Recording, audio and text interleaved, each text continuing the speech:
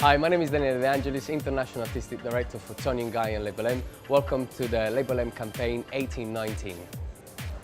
My model for the LABEL.M campaign is Peony, the winner of LABEL.Me competition, and it was such a pleasure to work with her. Very great girls and very versatile look. Peony's hair is straight, thick and coloured, and that's why we choose the combo of the Colour Stay shampoo and conditioner to keep the vibrancy. What we wanted to do was to recreate a very strong undercut and a versatile length for the top. Then we apply the LABEL.M blowout spray to start to add a bit of grip, and then we manipulate by blow drying the hair and creating the texture that we wanted for the final result. And then we finish it off with the LABEL.M hairspray.